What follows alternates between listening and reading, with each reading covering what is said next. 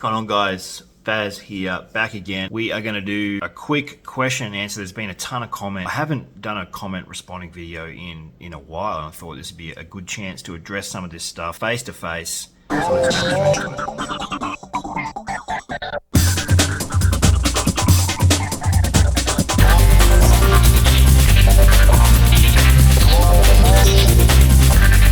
First one, Justin.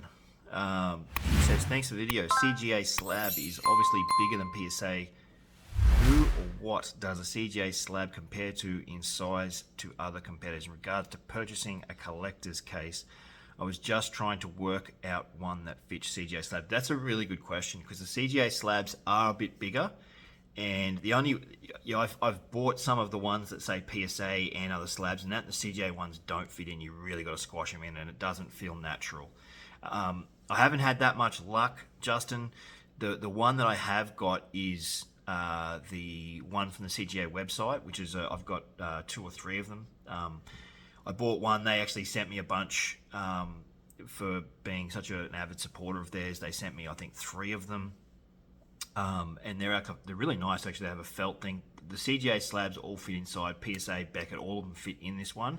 But in terms of a universal one that they fit into, I'm not 100% sure, to be honest, because they are a little bit wider than the PSA ones. So that's where the issue is the width on those. So I just used the CGA one, the actual Card Grading Australia one. I think you can get those from between $40 and $50 straight from their website. Next one here, Ballin' for Jesus. Shout out, brother. He says, are they going to take the card slabs out of the sleeves to take the pics? If so, do you think it's okay to leave old scratched up sleeves, or should I put every card in a new sleeve? Now, this is in regards to ComC and submitting cards to ComC. Ballin' for Jesus and others who are watching this who are thinking about submitting to ComC, put them in new sleeves if possible. Don't send them the old ones. The reason being is that they scan. They don't take pictures. They scan the cards in, so the cleaner the sleeve, so that's why I suggest brand new ones. You really do need, they're very, very minor expense. You should be putting them into brand new sleeves so that they can scan them in and have as little blemishes as possible. All right, this question from Joshua Lowry 9699 is in regards to PSA DNA authentications, I believe. If someone sends a card in that has an autograph but they only want it graded, not the authenticated, does PSA just grade the card and encapsulate it, or do you still have to authenticate the auto to grade the card at all? Or does PSA put a note on the graded card saying the auto was not authenticated? No, you're able to, if you're going through PSA DNA, you can select whether or not you want the auto graded or not, or you just want it or if authenticated, or both. So you can choose and customize that. Same as if you go through the regular website and not the not DNA. It's the same thing. You can choose. So you can go authentication only. You can say authentication plus the auto grade. You can have no auto grade, just card grade. You can customize it whichever way you want. But with DNA, it is a little bit different. So you need to be careful on which service you're using, if it's the DNA or the regular PSA, because they are different divisions and different graders. Totally.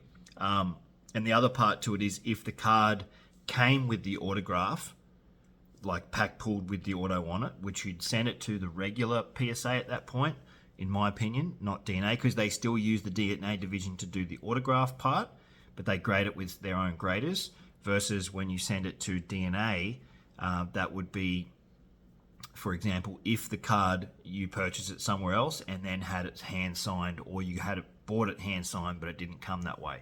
So that's the two differences. Hope that answers the question a little bit. That is sort of the grey area to it. Jeff Can, how do you make sure it doesn't say trading card but says the set year and name? Now, this is in regards to PSA DNA authentication again. Jeff, when you send a trading card that didn't come out of the pack with the auto on it, you can't. With PSA, it is always going to say trading card and not the set name and year name and player name. like it does with a pack pulled auto card, like a Panini Flawless or whatever.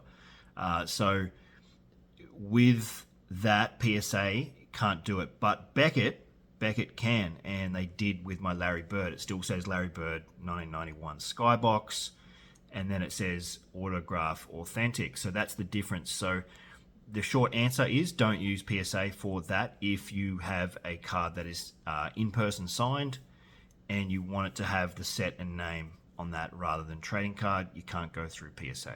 Ronaldo. Ronaldo is from Brazil. Thanks for the video. I'm from Brazil and I don't speak English. I needed to understand their process. Unfortunately, the service is terrible, non-existent. I opened 4 customer service forms and sent them emails, but they never responded to me. However, they have a good reputation and the seal is very beautiful, as is the encapsulation. So I chose them. I will send my autographs from Brazil. I hope everything goes well. One question: if the autographs are fake, do they charge a fee? Thank you, Ronaldo. Now, this question is in regards to Beckett authentications. Yes, Ronaldo, you will still be charged if they are fake. You'll then be sent the cards back with a checklist as to why they were deemed fake. That is it. So, and I agree, the customer service with most of the trading card companies, probably except for SGC, they are super fast with their customer service response. PSA and Beckett can take days, weeks, and sometimes they don't even reply. And they're both multi-million-dollar companies. Yeah, that is the truth. All right, and Brad Sparks.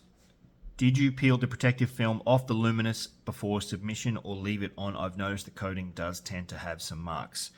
Brad, I want to give you a massive shout out because no, I did not. And I wasn't even aware. And I was like, man, what is going on with this? I noticed all the scuff marks and I had no idea that you actually had to peel it off. So, the first submission I did with the Select Luminous, Brad commented on a video of mine about a month ago when I first sent off, I think 2 or 3, just to test the waters with the Luminous because they look so good.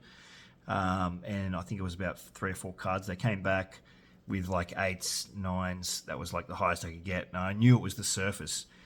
He commented, did that, and I replied and said, no, I did not. So at that point, I just sent off a bunch more Luminous.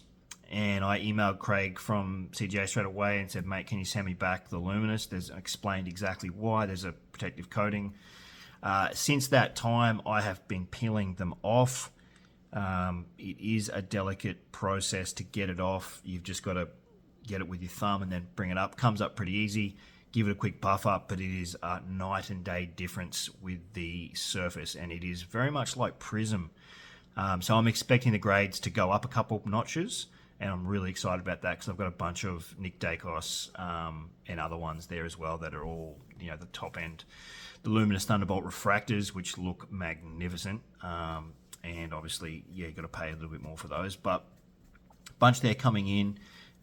So that was really good. And I really appreciate that, Brad, for pointing that out because it's obviously going to, that's going to save me money, essentially, because, you know, selling off 8s and 8.5s versus 9s, 9.5s, 10s is a massive difference in what you can do, even graded. So thank you, Brad. And anyone else who is getting the Luminous Thunderbolts and the Luminous Thunderbolt refractors, you need to peel off the protective coating before grading. If you're not going to grade them, I wouldn't recommend peeling off at all because it's similar to the old Topps Finest, if you remember those. They had a protective coating on it, but it had like the writing. This one doesn't have any writing on it, so you can't. It doesn't stand out as much. You can just feel it on there. But that was that. So that is it for the question and answers today, guys. Really appreciate the support and big ups. Hopefully, if this goes well, we'll do a few more of these in the coming weeks, months, just to get the stimulus going on YouTube. And until then, we will see you guys in the next one.